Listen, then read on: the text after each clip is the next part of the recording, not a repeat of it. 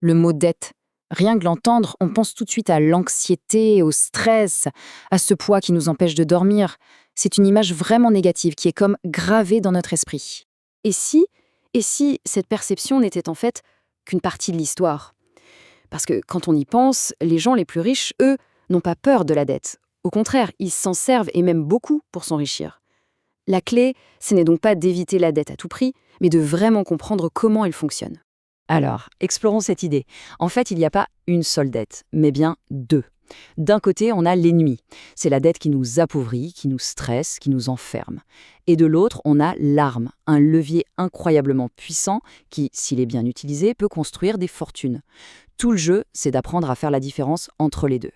Commençons par le côté obscur, celui qu'on connaît tous un peu trop bien et qu'on a raison de craindre. C'est cette forme de dette qui est, pour la plupart des gens, le plus grand des pièges financiers. Alors, c'est quoi une mauvaise dette exactement? En fait, c'est très simple.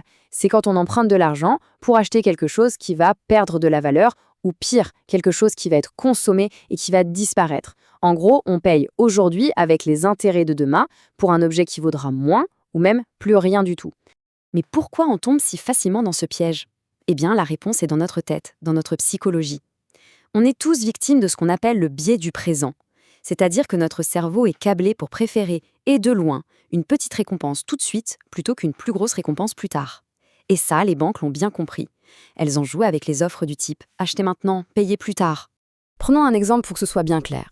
Imaginez Sarah, une jeune pro. Elle gagne bien sa vie, mais voilà, elle flèche sur un sac de créateur à 1500 €. Sa raison lui dit que c'est bien trop cher. Mais là, il y a la petite voix de sa carte de crédit qui lui murmure une solution si facile, un paiement en plusieurs fois sur un an. Et poussée par ce désir immédiat, elle craque.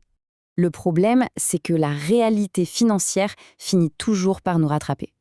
Au bout d'un an, entre les intérêts qui sont très élevés, on parle parfois de 2% par mois, ce qui est énorme, les frais de dossier, les petites charges cachées, eh bien, son sac ne lui a pas coûté 1500 €, mais plutôt près de 2000 €. Elle a payé 500 € de plus, juste pour l'avoir tout de suite.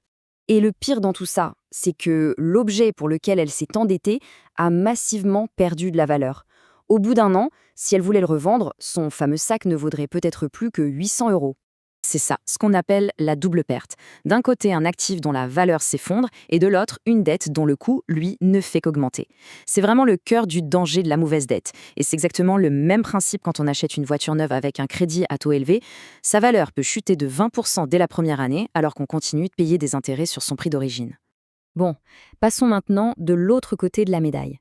Allons voir comment la dette, loin d'être juste un piège, peut devenir une véritable arme secrète pour construire sa richesse. Exactement comme le font les personnes les plus prospères. La bonne dette, c'est tout l'inverse de ce qu'on vient de voir.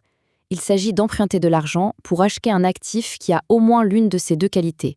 Soit sa valeur va augmenter avec le temps, soit il va générer des revenus. C'est-à-dire qu'il va mettre de l'argent dans notre poche. Le concept fondamental derrière tout ça, c'est d'utiliser ce qu'on appelle l'argent des autres.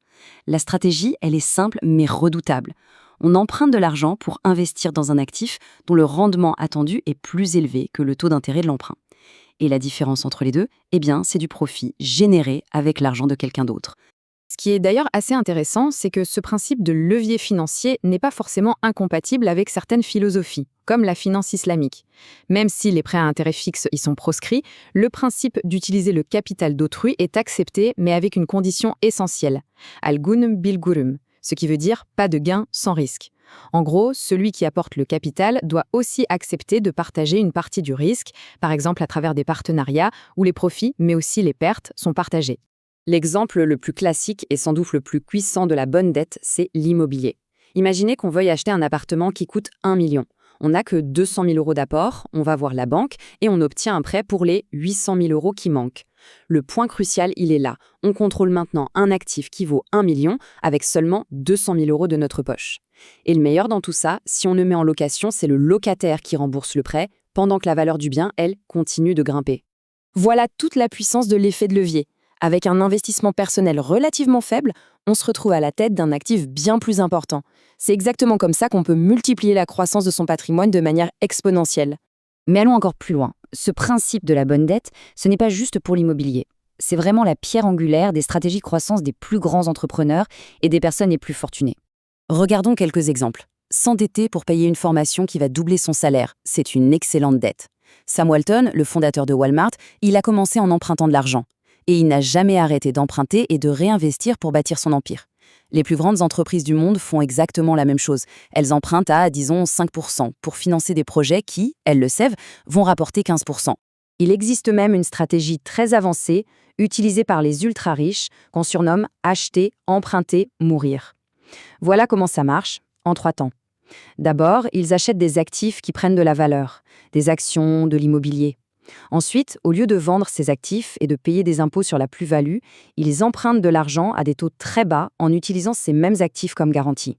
Et enfin, à leur décès, les héritiers reçoivent ces actifs, la dette est remboursée, et dans beaucoup de pays, la valeur fiscale des actifs est réévaluée à ce moment-là, ce qui efface une grande partie, voire la totalité, de l'impôt sur les plus-values.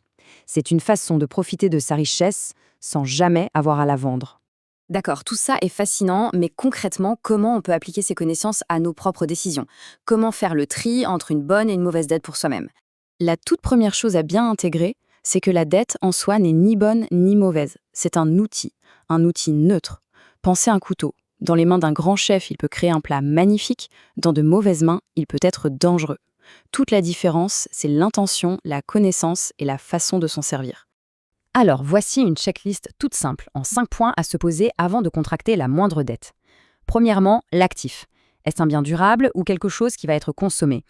Deuxièmement, la valeur. Est-ce qu'elle va probablement monter ou descendre? Troisièmement, le cash flow.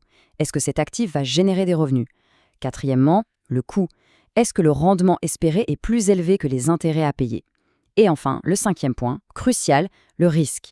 C'est quoi le pire scénario possible et est-ce qu'il y a un plan B? Si la majorité des réponses sont positives, alors il y a de fortes chances que ce soit une bonne dette. Finalement, la dette peut être le chemin le plus court vers la pauvreté, mais aussi le plus rapide vers la richesse. Les 2 voies existent. Le choix de la voie dépend uniquement de la connaissance et de la discipline. La question finale que chacun peut se poser est donc simple. En regardant sa propre situation financière, de quel côté de la balance se trouve-t-on? Est-on en train de construire sa richesse ou de financer sa propre perte? La réponse pourrait bien changer un avenir financier.